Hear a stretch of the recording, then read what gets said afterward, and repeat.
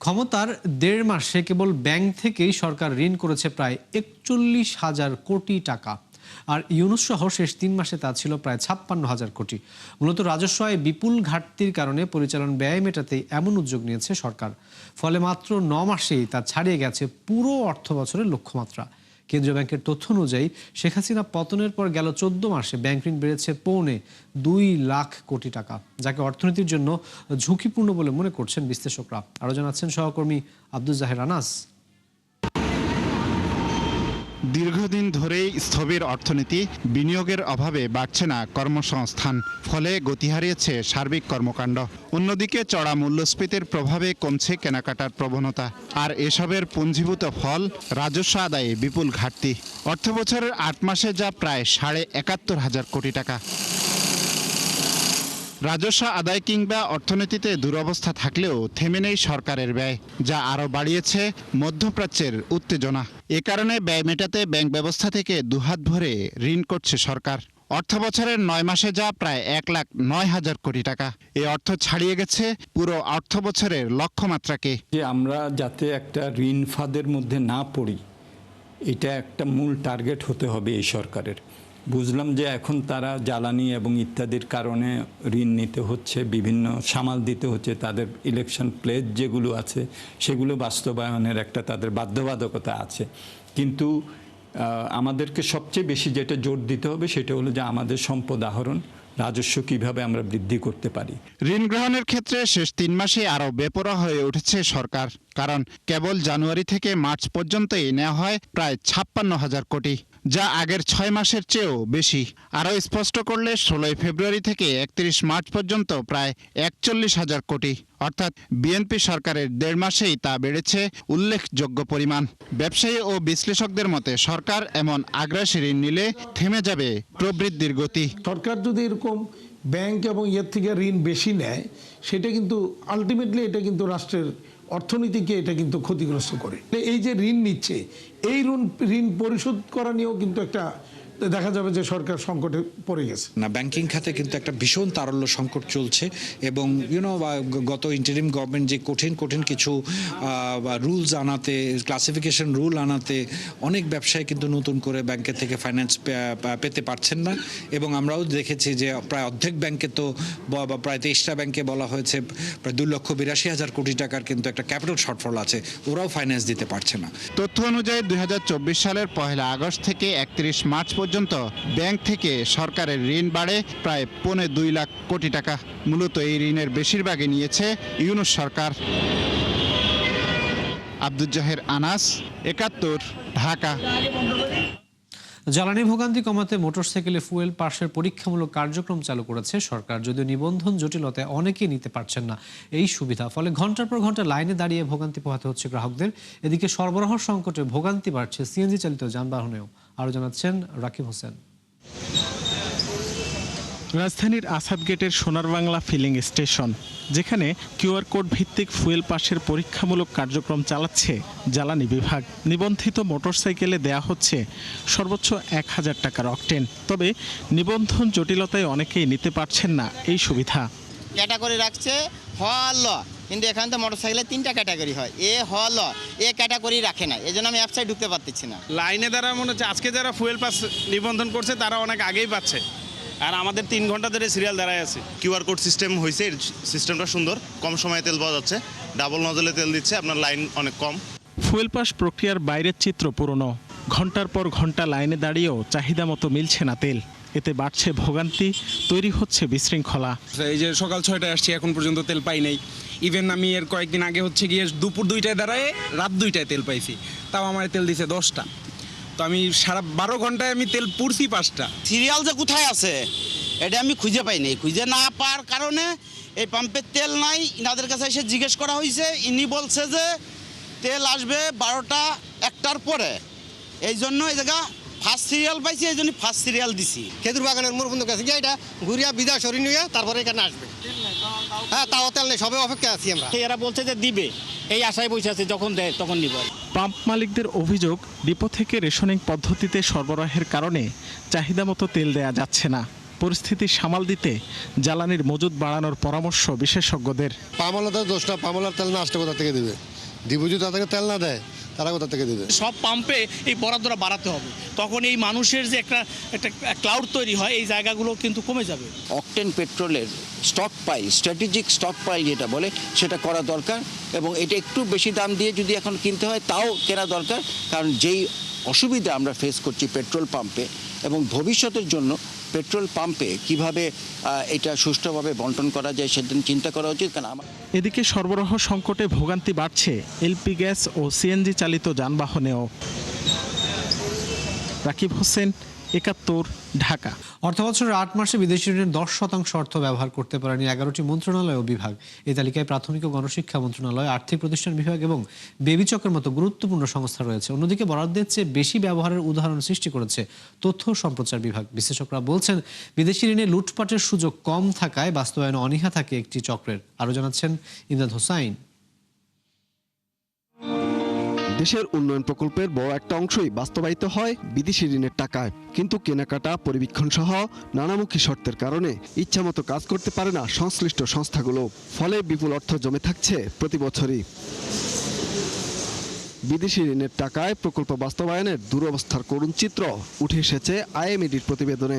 এতে বলা হয়, অর্থবছরে ৮ মাসে 10% ব্যয় করতে পারেনি 11টি সংস্থা। এর মধ্যে সবচেয়ে ভয়াবহ বেবিচকের অগ্রগতি। অর্থবছরের জন্য সংস্থার বিপরীতে 200 কোটি টাকা বরাদ্দ থাকলেও 8 মাসে ব্যয় হয়েছে মাত্র 10 লাখ। অন্যদিকে প্রাথমিক ও গণশিক্ষা মন্ত্রণালয়ে 3058 কোটি টাকা বিদেশি ঋণ থাকলেও ব্যয় হয়েছে মাত্র 270 কোটি। বিশ্লেষকরা মনে করেন, বাইরের টাকা ব্যয়ে লুটপাটের সুযোগ কম, তাই বাস্তবায়নে আগ্রহ থাকে না সংশ্লিষ্টদের। এই ধরনের প্রকল্প বাস্তবায়নের ক্ষেত্রে যারা বাস্তবায়নকারী সংস্থা, তাদের ইচ্ছাটাও খুব একটা বেশি থাকে না, কারণ এইসব প্রকল্প যেহেতু যারা অর্থায়নকারী প্রতিষ্ঠান, বিদেশি প্রতিষ্ঠান বা সংস্থা, তারা এগুলো মনিটর করে, কাজে সেক্ষেত্রে আপনার দুর্নীতি বা এগুলো বাস্তবায়নের ক্ষেত্রে অনিয়ম করার কিন্তু সুযোগটা কিন্তু অনেকটা সংকুচিত হয়। আইএমএডির তথ্য বলছে, ওই 11টি মন্ত্রণালয়ের জন্য মোট বিদেশি ঋণ ছিল 6,567 কোটি টাকা, যার বিপরীতে মোট ব্যয় হয় মাত্র 528 কোটি টাকা। ফলে বাকি 4 মাসে তাদেরকে ব্যয় করতে হবে 90% অর্থ।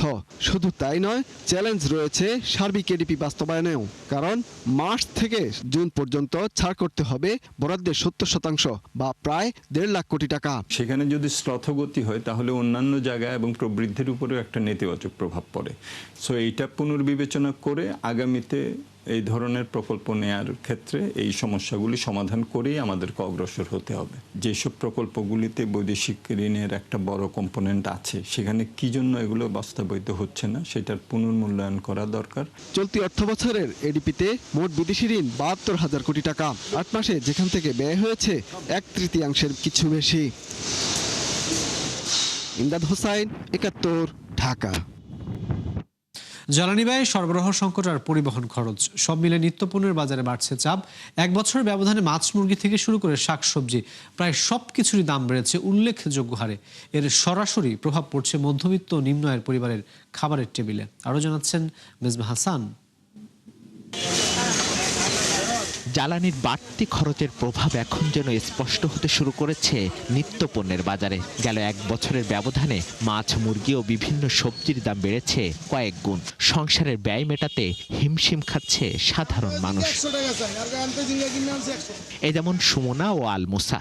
ঊর্ধ্বমুখী এই বাজারে 2 ভাই বোন চাকরি করে বাবার সংসার সামাল দিলেও 1 বছরের ব্যবধানে তাদের খাবার টেবিলে কমেছে মাছ, মাংসের পরিমাণ। বাধ্য হয়ে বাজারের তালিকায় করতে হয়েছে বড় ধরনের কাটছাট। আব্বু যখন বাজার করতো তখন তো আসলে ওইভাবে বুঝতাম না যে সে কিভাবে করে কষ্ট করে। এখন নিজে ইনকাম করি তো এখন বুঝি। একদিন পর একদিন গরু, মুরগি এভাবে করে খেতাম, এখন একটু হিসাব করে খেতে হয়, কারণ সবকিছুর দাম বাড়ছে। বলবো সাইলেন্ট ভাবে লাইফ লিড করতেছি, কষ্টদায়কভাবে, ঠিক আছে, আসলে কার কাছে বলবো। বছর ব্যবধানে 150 টাকা বেড়ে সোনালী মুরগি বিক্রি হচ্ছে 400 টাকায়, আর কেজিতে 50 থেকে 100 টাকা বেড়ে রুই মাছের দাম পৌঁছেছে 400 টাকার ঘরে। গেল বছরের তুলনার সাথে কম্পেয়ার করলে দাম বেশি। গাড়ি জায়গা থেকে একদিন আজকে ট্রিপ দিতে পারে, 2 দিন আর দিতে পারে না, গাড়িও পাওয়া যায়। গাড়িরও খুব সংকট, যে গাড়ি ভাড়া ছিল 20,000 টাকা, এটা বাড়া আছে বর্তমানে 40,000 টাকা। এই হলো এক। আর দ্বিতীয়ত হলো আপনার খামারে মাল কম, যার কারণে দামটা অনেক বেশি আর কি। ভাবছিলাম যে রোজার পর একটু দাম কমে যাবে, তো কমছে না। তো এই সময় এত কিন্তু দাম হওয়ার কথা না, কিন্তু এবার কমতেছে না, এটা বাড়তেছে। বাড়তি অন্যান্য বাজারে আছে, যেমন মিট আইটেমগুলোতে অনেক বেশি আছে। স্বস্তি নেই সবজির বাজারেও। মৌসুমী সবজি চিচিঙ্গা, ধুন্দুল, ঝিঙে ও পটল বিক্রি হচ্ছে 100 টাকার উপরে। পুঁই শাকের এক আটি কিনতে গুনতে হচ্ছে 40 টাকা। গ্রীষ্মকালীন আগাম সবজি যেগুলো, এই সবজিগুলোর দাম এখন 60 থেকে 70 টাকা থাকবে সর্বোচ্চ। বাট এই সময়টা গেল বছরের তুলনায় এই বছর কিন্তু সবকিছু 100 টাকার উপর। এই যে তেলের একটা বিরূপ প্রভাব সবজির বাজার আছে, যে পরিবহন ট্রান্সপোর্ট সিস্টেমে একটা সংকট, ওইটার প্রভাব সরাসরি বাজারে পড়তেছে। বাজারে দ্রব্যমূল্যের এমন ঊর্ধ্বগতির প্রবণতায় অসন্তোষ ক্রেতারা। দাবি জানান তদারকির মাধ্যমে পণ্যের দাম সাধারণের নাগালে আনার। মিসবাহ হাসান, 71, ঢাকা। কাতার সহ বিভিন্ন দেশে বাজেয়াপ্ত ইরানের সম্পদ ফেরত দিতে অস্বীকৃতি জানিয়েছে যুক্তরাষ্ট্র।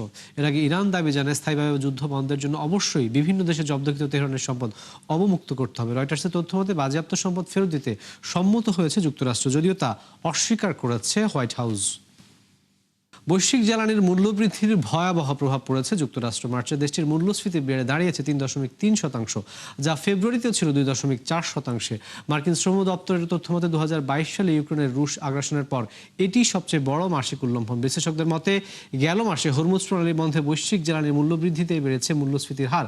তথ্য বলছে ফেব্রুয়ারি থেকে মার্চে যুক্তরাষ্ট্রের বাজারে গ্যাসোলিনের দাম বেড়েছে 21.2%, যা 1967 সালের পর সবচেয়ে বেশি মাসিক মূল্যবৃদ্ধি। এদিকে হরমুজ বন্ধে বিশ্বজুড়ে জ্বালানির বাজারে অস্থিরতা বাড়লেও তেলের দাম বৃদ্ধিতে রপ্তানি আয় বেড়েছে গালফভুক্ত বেশ কিছু দেশের, যার মধ্যে অন্যতম ইরান, সৌদি আরব ও ওমান। বিকল্প পথে পাইপলাইনের সরবরাহ অব্যাহত রেখে মিলেছে সুফল। অন্যদিকে সরবরাহের একমাত্র পথ বন্ধ থাকায় ভয়াবহ লোকসানে ইরাক, কাতার ও আরব আমিরাতের মতো দেশগুলো। আরও জানাচ্ছেন নাদিয়া ইসলাম তুলি। মধ্যপ্রাচ্য সংঘাতে বৈশ্বিক জ্বালানি সরবরাহ ব্যাহত হয় আকাশ ছুঁয়েছে অপরিশোধিত তেলের দাম। এতে আর্থিকভাবে লাভবান হয় ইরান, ওমান ও সৌদি আরবের মতো রপ্তানিকারকরা। দেশগুলোর ভৌগোলিক অবস্থানের কারণে তেলের মূল্যবৃদ্ধির সুফল ঘরে তোলে তারা। ইরান যুদ্ধ শুরুর পর হরমুজ এড়াতে জ্বালানি সরবরাহে দৈনিক 70 লাখ ধারণ ক্ষমতার পাইপলাইন ব্যবহার করে সৌদি আরব, যা দিয়ে লোহিত সাগর হয়ে তেল রপ্তানি অব্যাহত রাখে দেশটি। যদিও যুদ্ধের দামামায় আগের বছরের তুলনায় মার্চে রপ্তানি কমে 26%। এ সময় 136 মিলিয়ন ব্যারেল তেল রপ্তানি করলেও দাম বৃদ্ধিতে অতিরিক্ত আয় হয় $558 মিলিয়ন। যুদ্ধ শুরুর পর হরমুজ প্রণালী বন্ধ করে দেয় ইরান, তবে মিত্র দেশগুলোর জাহাজ চলাচলে ছাড় দেয় দেশটি। বিশেষ সুবিধার আওতায় রপ্তানি চালু থাকে চীনে। বিশ্ববাজারে তেলের মূল্য বৃদ্ধিতে রেকর্ড আয় করে তেহরান। গেল বছরের $4.2 বিলিয়ন রাজস্ব 37% বেড়ে দাঁড়িয়েছে $5.7 বিলিয়নে। এছাড়া রপ্তানি কমলেও গেল বছরের তুলনায় মার্চে 26% রাজস্ব বেড়েছে ওমানের। যুদ্ধের নেতিবাচক প্রভাব পড়ছে সংযুক্ত আরব আমিরাতে। দেশটির তেল রপ্তানি আগের বছরের 94 মিলিয়ন ব্যারেল থেকে কমে দাঁড়িয়েছে 66 মিলিয়ন ব্যারেলে।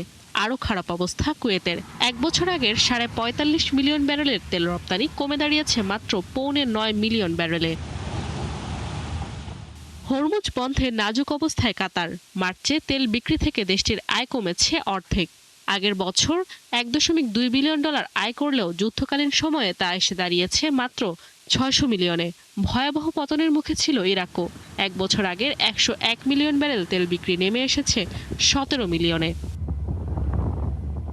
বিশ্লেষকরা বলছেন মধ্যপ্রাচ্য সংঘাতে ক্ষতিগ্রস্ত হয় 40টি জ্বালানি স্থাপনা। এতে দৈনিক উৎপাদন কমে 12 মিলিয়ন ব্যারেলেরও বেশি। নাদিয়া ইসলাম তুলি, 71। দর্শক, এই ছিল 71 বিজনেসের এখনকার আয়োজনের সরাসরি সংবাদ অনুষ্ঠান। দেখতে চোখ রাখুন 71-এর ফেসবুক পেজ এবং সাবস্ক্রাইব করুন 71 ইউটিউব চ্যানেল। থাকুন 71-এর সাথেই।